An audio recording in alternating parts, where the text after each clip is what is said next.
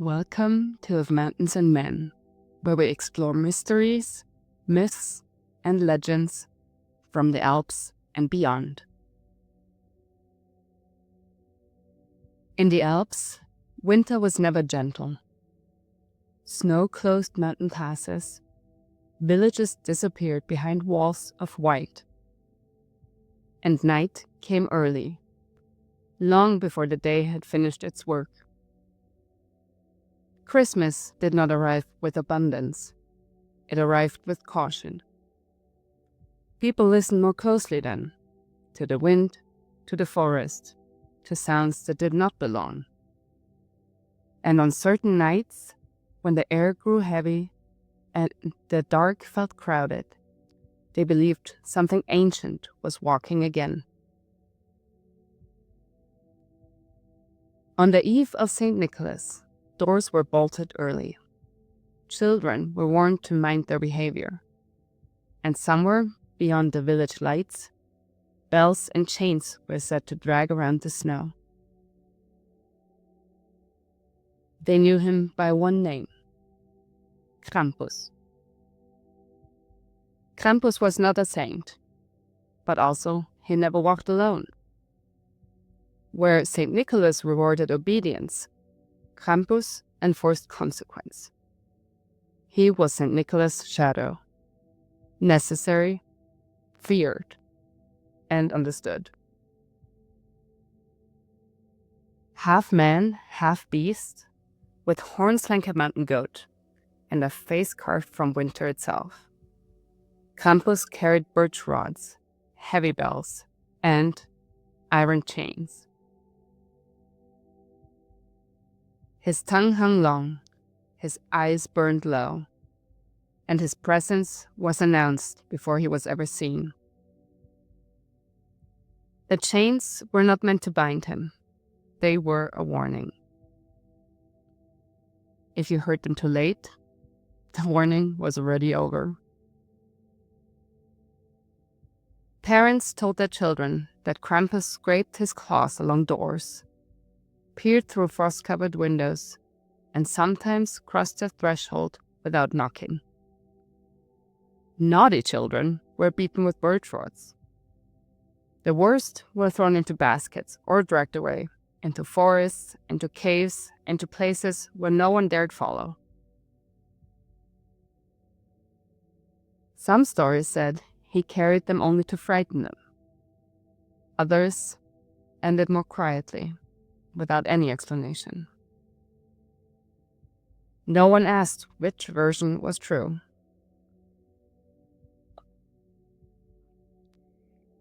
Krampus was said to live high in the mountains, where the snow never melted, and daylight struggled to reach. In caves and ravines, beyond the safety of paths and bells, he waited through the year, until winter loosened the rules of the world.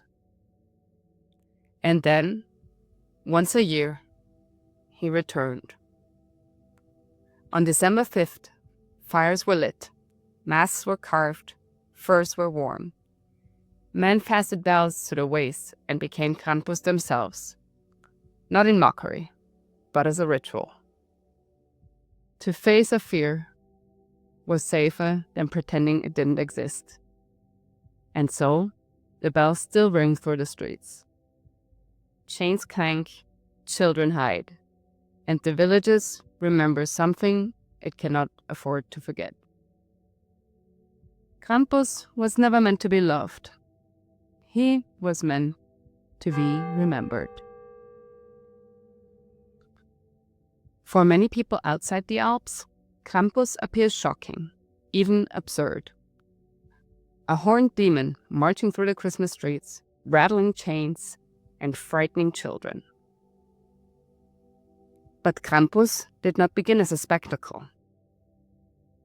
The figure appears in Alpine folklore as early as the Middle Ages, especially in what is now known as Austria, Bavaria, South Tyrol, and parts of Slovenia. His name likely comes from the Old High German Kramp, meaning claw. Long before Christianity reached the high valleys, winter spirits were believed to roam freely during the dark nights of the year. These spirits represented chaos, hunger, illness, and death, forces that could not be defeated, only respected. When Christianity spread through the Alps, many of these older beliefs were not erased. They were absorbed and transformed. Krampus became the companion of Saint Nicholas, a compromise between old fear and the new morality. The saint rewarded virtue. Krampus punished neglect. Together, they enforced social order in isolated communities where survival depended on cooperation, obedience, and hard work. Krampusnacht, the night of Krampus, traditionally takes place on December the 5th. Historically, it was not a parade like nowadays. It was a warning ritual. Masks were frightening by design. Bells were loud to announce danger. Children learned early that winter did not forgive carelessness. Over time, especially in the 19th and 20th centuries, authorities attempted to ban Krampus traditions, calling them pagan and dangerous. But they never fully disappeared. Today's Krampusnacht celebrations, with elaborate mass and dramatic performances, are echoes of something far older. What was once fear has now become theater, but the figure remains. Because Krampus was never about evil. He was about limits. In the Alps, Christmas was not only about generosity and light. It was about order in the dark, and Krampus was a reminder of what happened when order failed. When the bells fade and the chains fall silent, Krampus retreats to the mountains once more. But winter always remembers him.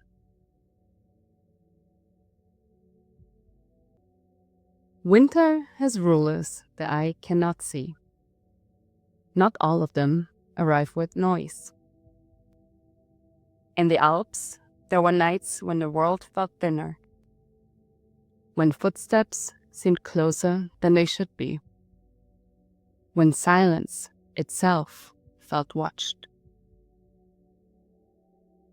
These were the nights between years, when the old ones loosened its grip, and the new one had not yet arrived. And during those nights, people believed she was walking. Krampus punished disobedience, but Perchta judged something far deeper. She did not come with chains. She did not announce herself with bells. She arrived quietly, moving from house to house, unseen. Her time was the Rauhnächte, the nights between Christmas and Epiphany, when the Alps believed order weakened and truth surfaced. Perchta watched how people lived. She looked for diligence, for honesty, for respect toward the work that sustained life through winter. Those who kept their homes in order, who finished their tasks before Christmas, who lived with restraint and care, they were rewarded. A healthy year, full barns, protection for children and animals alike. But those who were careless, those who mocked the old rules, those who wasted what winter made precious, they feared Perchta the most. Stories described her in two forms. To some, she appeared radiant, dressed in white, her face calm and pale as first snow. To others, she came twisted and terrible. Her face shadowed, her foot split like a goose's, her presence heavy with judgment. Children were warned not to lie during her nights. Women were warned to finish their spinning before the Rauhnächte began. Men were warned not to drink excessively or mock tradition, because Perchta did not forgive neglect. The darkest stories were spoken softly, only near the fire. They said Perchta opened the bodies of the wicked and filled them with straw and stones, emptying them of what they never truly had. It was not cruelty, the elders said. It was balance. During her nights, villages prepared carefully. Incense burned through the homes and barns. No washing was hung outside. Doors were left unlocked because Perchta did not break in. She entered where she was invited by this order.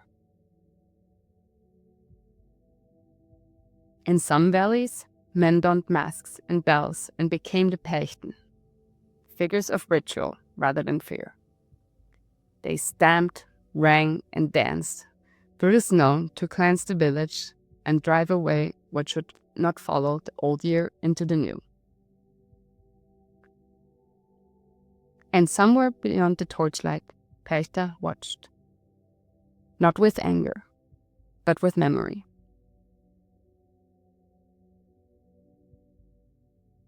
Krampus taught fear. Perchta taught responsibility. She reminded people that winter did not punish suddenly. It punished slowly, through neglect. And that survival depended not on strength alone, but on order, restraint, and respect for the unseen.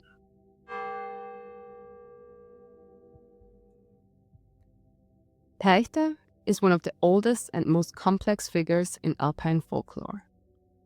Her name may come from an old Germanic word, meaning the bright one, linking her not to darkness, but to clarity, order, and the turning of the year. Long before Christianity, she was likely a household and seasonal guardian, a figure who ensured that work was done properly before winter took hold. When Christian belief spread through the Alps, Perchta was not erased. She was reinterpreted. She became associated with the Rauhnächte, the 12 nights between December 25th and January 6th, a liminal period that did not fit neatly into calendars. During these nights, spinning was forbidden, washing was avoided, loud celebration was discouraged. Not because of superstition alone, but because winter demanded rest, conservation, and preparation.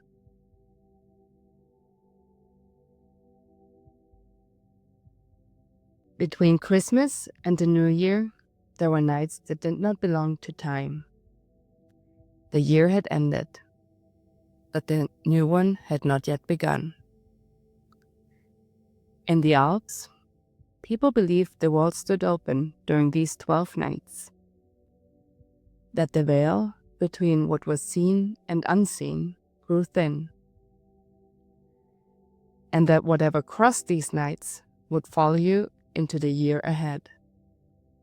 They called them the Rauhnächte. The Rauhnächte began on Christmas night and ended on the night of Epiphany. 12 nights, 12 thresholds. During this time, the normal rules of life were suspended. Work was forbidden. Spinning stopped. Washing was avoided. Loud celebration was discouraged. Not because of fear alone, but because these nights were believed to listen. Anything begun during the Rauhnächte would echo through the coming year. Homes were prepared carefully. Incense was burned in every room, stable, and barn. Not for fragrance, but for protection. The smoke was believed to cleanse spaces of what no longer belonged. Illness, misfortune, lingering unrest from the old year. Bread and salt were sometimes left out overnight, a gesture of hospitality for wandering souls, ancestors, or forces passing through. Each night of the Rauhnächte was said to foretell 1 month of the coming year. A stormy night meant hardship. Clear skies promised abundance. Silence could mean stability or a warning. Dreams mattered deeply. People paid close attention to what they dreamed, believing the Rauhnächte spoke in symbols rather than words. But not all signs came gently. On certain nights, people feared the sky itself. They spoke of the wild hunt, a furious procession of spirits, lost souls, and riders racing through the winter air. Those who heard it were warned never to look outside, never to call out, never to follow. To protect themselves, villagers turned to rituals. Men donned masks, bells were rung, feet stamped against frozen ground. By making noise, they believed they could frighten away what should not linger. By becoming something wild themselves, they regained control. The Rauhnächte were not about joy. They were about passage. When the final night passed, people stepped carefully into the new year, aware that whatever crossed with them would remain. Krampus punished, Perchta judged, Christkindl comforted. But the Rauhnächte asked something else entirely. What are you leaving behind? And what are you willing to carry forward?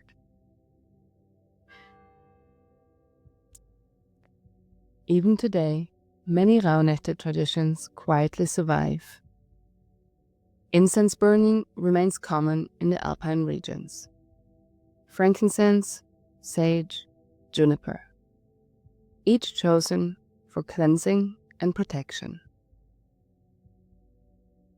Some families keep the windows briefly open, allowing the old year to leave. Others write down worries or regrets and burn the paper, symbolically releasing what no longer serves them. Dream journals are kept. Silence is respected. Major decisions are postponed. Because the Rauhnächte were never meant to be controlled. They were meant to be observed.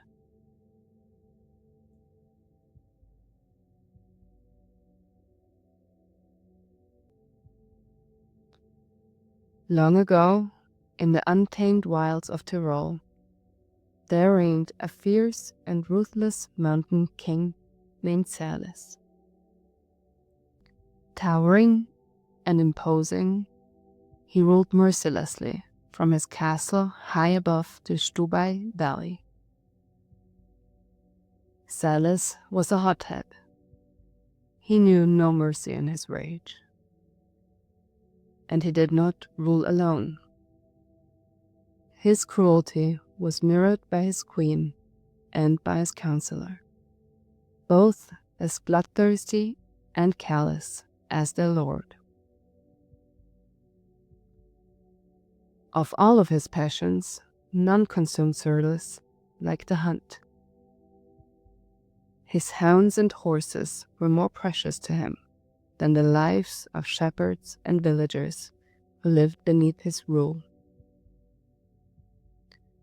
When Serles called for a lustige Jagd, a joyful hunt, no person or creature in the highlands was safe. One fateful day, his hounds flushed out a magnificent stag. The animal fled through the forest and onto the open slopes, where cattle grazed under the watchful eyes of their shepherds. Trembling and desperate, the stag sought protection among the herd. But Serles showed no restraint. Consumed by the chase, he drove his horses and hounds straight into the terrified animals. Cattle scattered in panic. Encouraged by his queen and his counselor, Serles pressed on, until his hounds not only tore into the stag, but turned onto the herd itself, biting and maiming the cattle without any mercy. Horrified, one of the shepherds stepped forward. His crossbow shook in his hands. "Enough," he muttered, almost to himself. Then louder, "Your hunt ends here." With trembling resolve, he loosened a bolt and struck one of the king's hounds dead. The sight of his fallen hound sent Serles into a blind rage. "How do you dare?" he roared, his voice rolling like thunder. "Then you will feed the pack yourself." Spurred on by his wife and his counselor, Serles unleashed his entire pack upon the shepherds. The air filled with cruel laughter and the metallic smell of blood. Serles and his court looked on in delight as the helpless men were torn apart. "Well," the counselor mused, "they wanted to guard their flocks. Now they'll keep them company." But the heavens could bear no more. The sky darkened suddenly. An unholy storm swept across the mountains. Thunder roared. Lightning split the peaks. The earth itself seemed to tremble. Serles and his entourage watched in horror. The castle crumbled, its stones torn apart, as if by an unseen hand. One final bolt of lightning cleaved the air. Then, silence.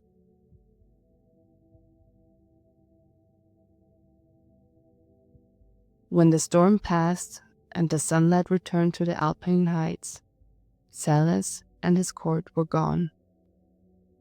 In their place stood 3 mighty peaks, cloaked in snow and ice. The king, his queen, his counselor, frozen forever in stone. Around them lay the jagged forms of their hunting party and their hounds, all transformed into rock and scattered across the mountainside. To this day, people say that on stormy nights, the howling of hounds and the cries of hunters still echo through the cliffs. And when lightning strikes the stony heights, it seems to seek out the petrified king, as though the heavens still rage against his sins. The Serles Massif is very real. It rises to 2,700 meters, almost 9,000 feet, at the entrance to the Stubai Valley, and is also known as the Baltrastspitze. Its most striking feature is its 3 distinct peaks, visible from much of the Inn Valley. Because of this formation, the mountain has long been called the altar of Tyrol.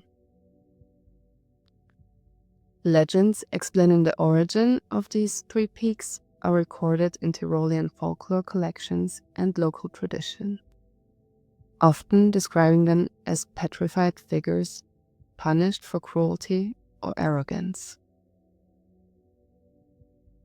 In Alpine society, the hunt carried strong symbolic meaning. It was not merely a pastime, but a sign of authority.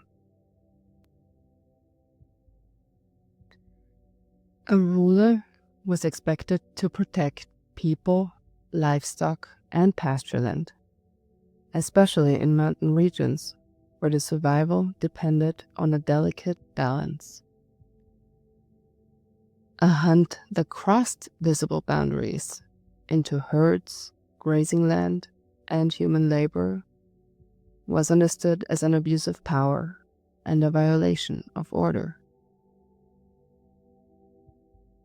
In this legend, Serles' fate is sealed not by rebellion or battle, but by the moment he places pleasure over responsibility. The storm that follows reflects a common Alpine belief that mountains are not mere inanimate objects. Lightning, rockfalls, and violent weather were often interpreted as signs that moral imbalance had been corrected.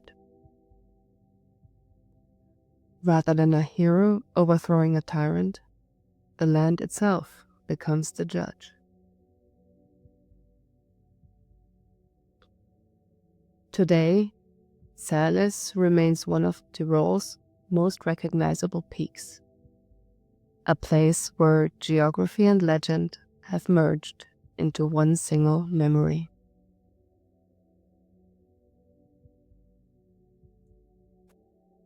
This is the tale of Frau Hitt.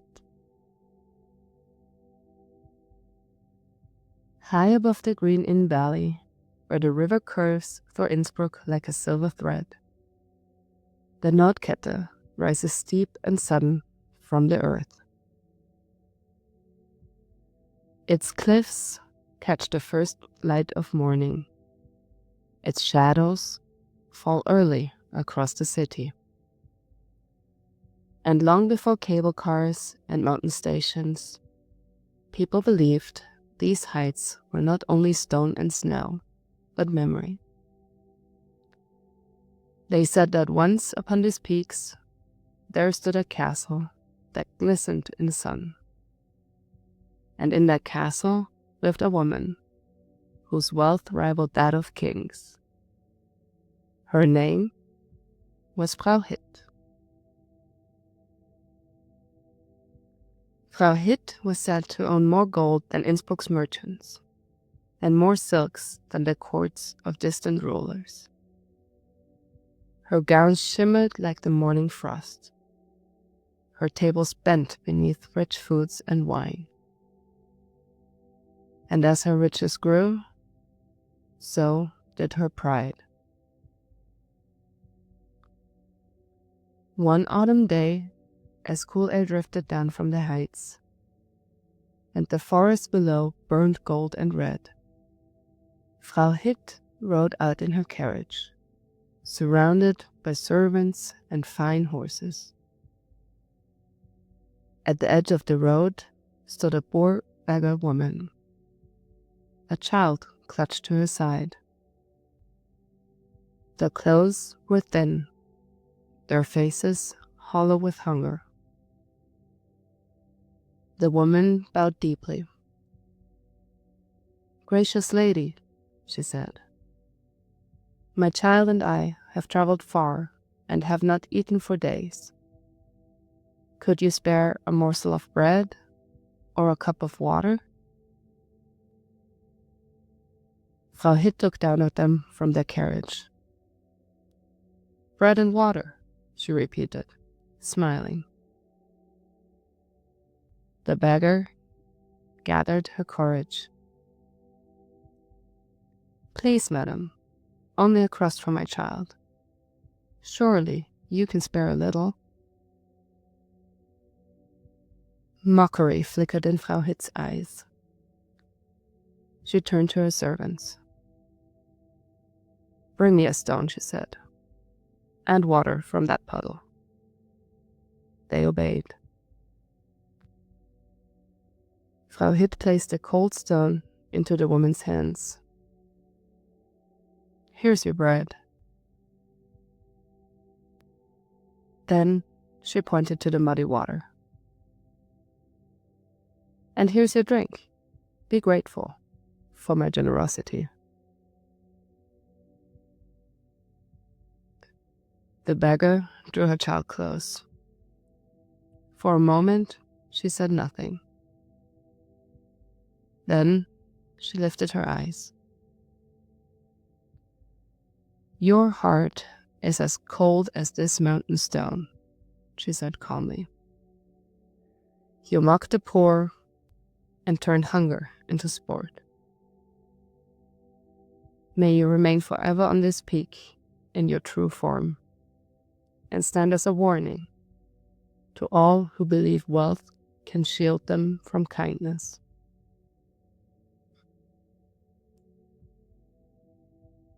The air grew heavy. Clouds rolled suddenly across the sun. The ground trembled beneath the horses. Frau Hitt tried to rise, but her feet, they wouldn't move. She looked down and saw her silks paling, hardening, turning to stone. Her body stiffened, her breath left her. Her cruel smile froze where it lay. Before her servants could cry out, before the horses could break free, Frau Hitt and her mount were no longer flesh and bone, but rock. A towering stone figure upon the Nordkette, silent, pale, cold.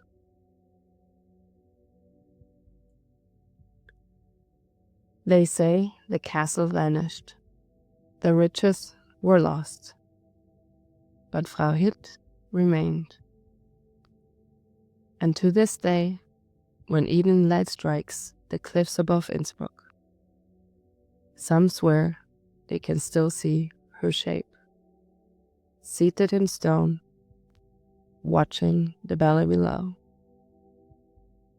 A reminder carved into the mountain itself that pride weighs heavier than gold, and that kindness, once denied, may never return.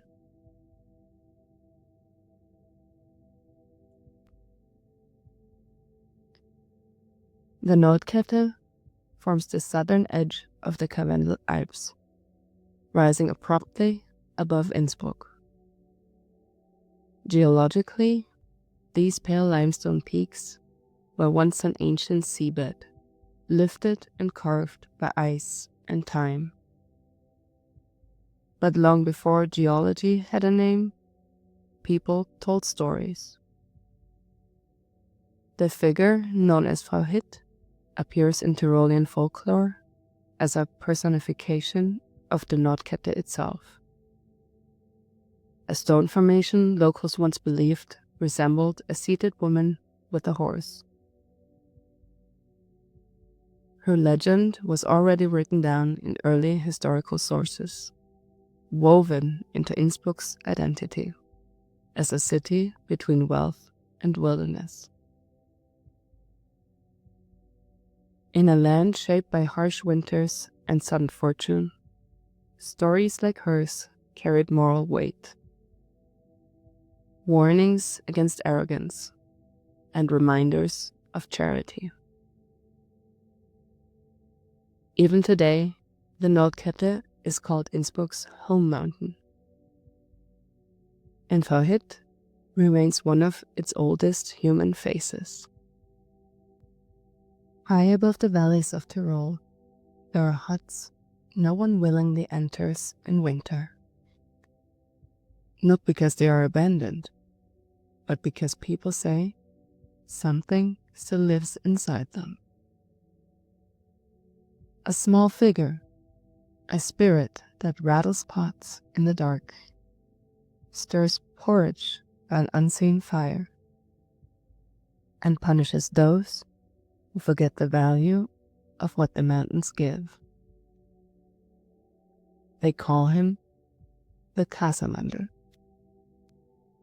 And according to legend, he was once human. Welcome to Of Mountains and Men, where we explore mysteries, myths, and legends from the Alps and beyond.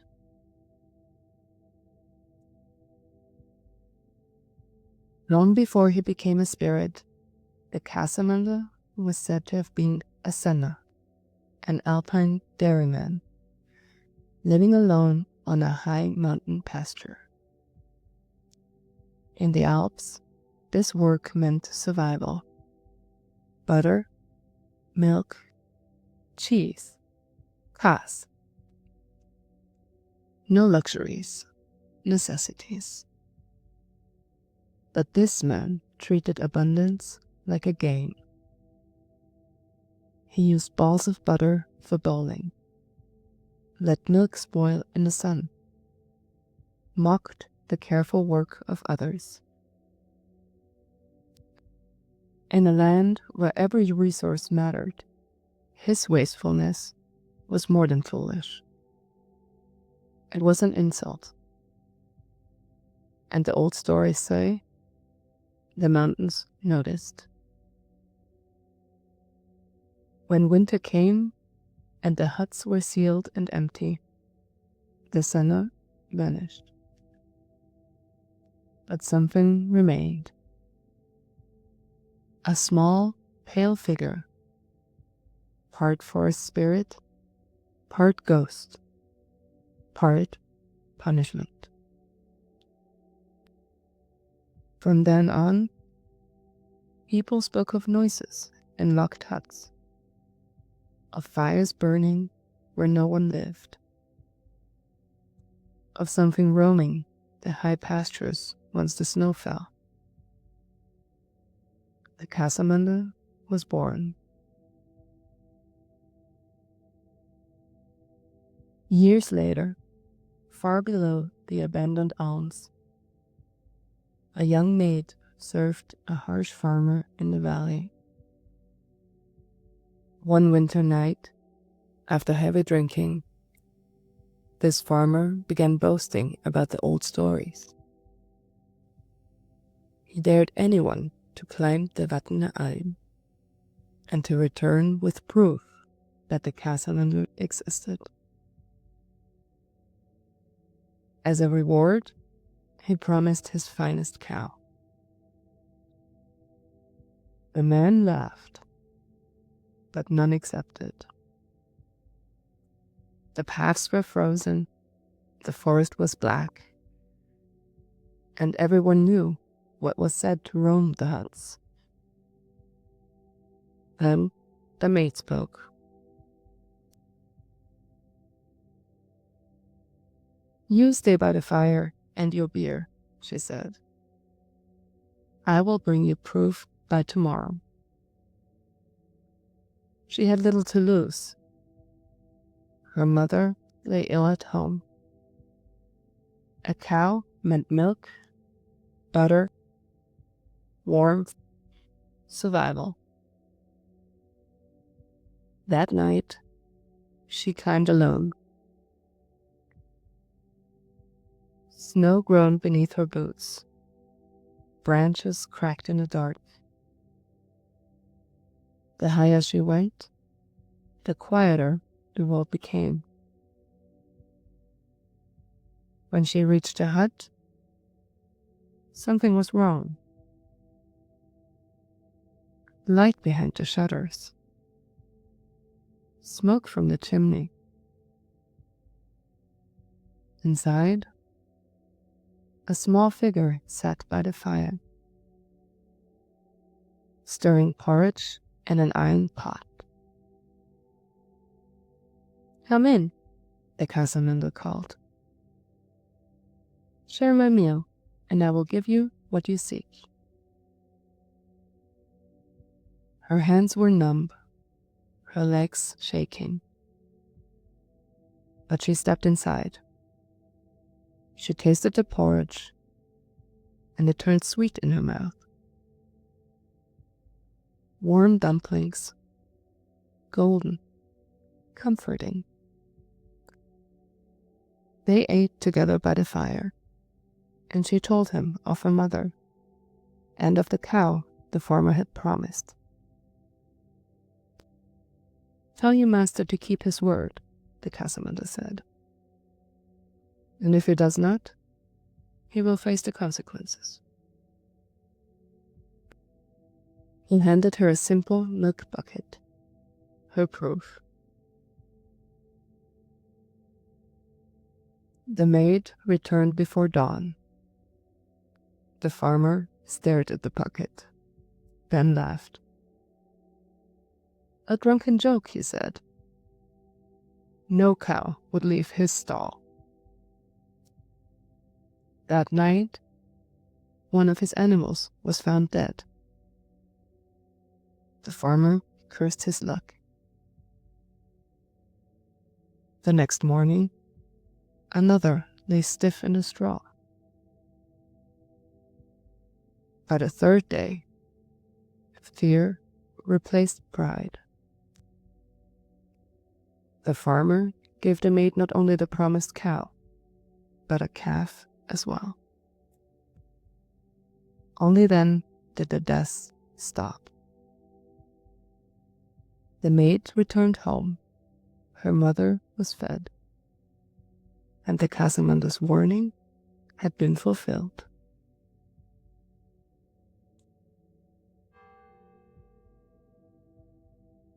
Spring Alpine life was never gentle. Serles lived alone for months, guarding cattle, producing butter and cheese that sustained entire communities. These legends warned against arrogance in the face of nature. They reminded people that what the mountains give can also be taken away. And even today, hikers speak of winter huts where strange sounds carry through the snow, of doors found open, of warmth where there should be none. Perhaps only animals, perhaps the wind, or maybe the Kasermandl, still stirring its pot, waiting for the next visitor who forgets what the Alps demand in return.